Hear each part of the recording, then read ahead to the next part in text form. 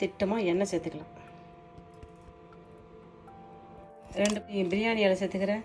கொஞ்சம் பட்டை, 3 காஞ்சி மிளகாய், ஒரு கருப்பு ஏலக்காய், 4 கிராம்பு ஏலக்காய், 4 ஏலக்காய், ஸ்டார் அன்னாச்சி பூவு, மிளகு, சீரகம் சேர்த்துக்கிறேன்.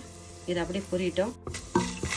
கொஞ்சம் அழகாக அப்படியே வதக்கிக்கலாம். கொஞ்சம் அழகாக வெங்காயம், பெரிய சைஸ் வெங்காயம் 2 வெங்காயம் சேர்த்துக்கிறேன். வெங்காயம் சேர்த்துட்டேன். அப்படியே வெங்காயத்தை போட்டு லைட்டாக இதை வதக்கிக்கலாம். சுத்தம் செய்து வச்சுருந்த மட்டன், ஒரு 1.5 கிலோ மட்டன் நான் சேர்க்குறேன். மட்டன் சேர்க்குறேன்.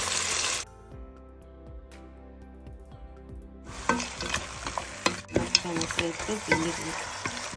மட்டனை சேர்த்துட்டோம். மறுபடி மேலே ஒரு 2 பெரிய சைஸ் வெங்காயத்தை நம்ம வெட்டிப்போம். வெங்காயத்தின் அளவு வந்து ஒரு 300 கிராம் இருக்குது. இதில் காரத்துக்கு எதாவது பச்சை மிளகாய் சேர்த்துக்கிறோம். பூண்டு பாருங்கள், நீட்டாக பூண்டை கீசி போட்டுக்கிறோம். 2 கீசி போட்டுக்கிறோம். பெரிய சைஸு அளவுக்கு இஞ்சி எடுத்து இஞ்சி நான் இதில் சீவிக்கிறேன். இஞ்சி நான் இதில் சேர்த்துக்கிறேன். மஞ்சள் தூள் சேர்த்துக்கிறேன். ஒரு 1/2 ஸ்பூன். காரத்துக்கு ஏற்ற மிளகாய் தூள் சேர்த்துக்கிறேன். நான் நல்லா உப்பு டேஸ்ட்டுக்கு ஏற்ற மாதிரி அது 2 ஸ்பூன் உப்பு சேர்த்துக்கிறேன். கலந்து விட்டுக்கலாம். பூண்டை வந்து நான் வெட்டி தான் போட்டுக்கிறேன். அரைக்கல அவ்வளோதான். போட்டுட்டோமா 2 பூண்டு எடுத்து இதில் வைக்கிறேன். நல்லா மூடி போட்டு அப்படியே அவிப்போம். அனமான சூட்டில் ஒரு 10 நிமிஷம் வேக வச்சு எடுப்போம். குக்கர்லனா ஒரு 4 விசில் போட்டு சரி எடுத்துங்க.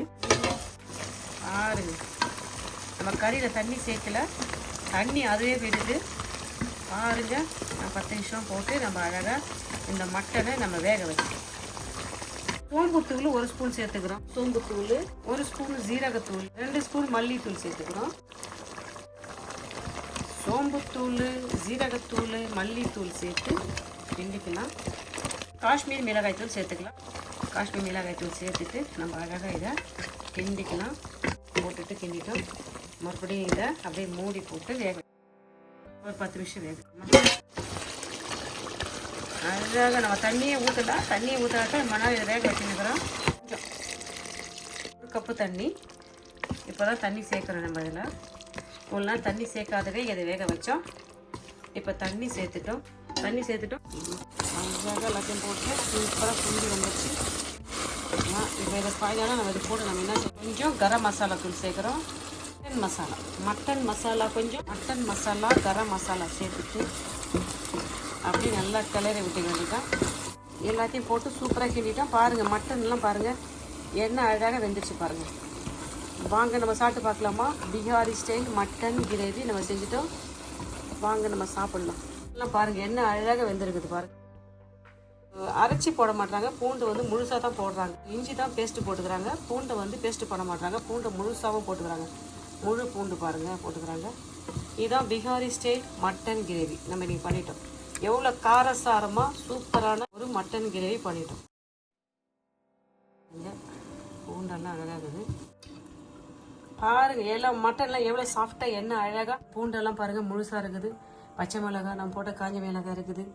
எண்ணெய் அழகாக காரசாரமான ஒரு மட்டன் கிரேவி செஞ்சுட்டோம். இதில் இருக்கிற உப்பு காரம் எல்லாம் உங்கள் விருப்பப்படி இருக்கணும். இல்லைன்னா ஒரு பொருள் உங்களுக்கு ஒத்துக்கலாம், சேர்த்துக்காதீங்க.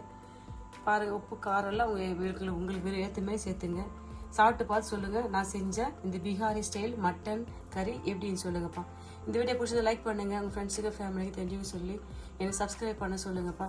இந்தாங்க சாப்பிட்டு பாருங்கள். பிஹாரி ஸ்டைல் மட்டன் கறி எப்படின்னு சொல்லுங்கப்பா. சாப்பிட்டு பார்த்து சொல்லுங்கள் உப்பு காரம் எப்படின்னு சொல்லிட்டு. பாய். தேங்க்யூ.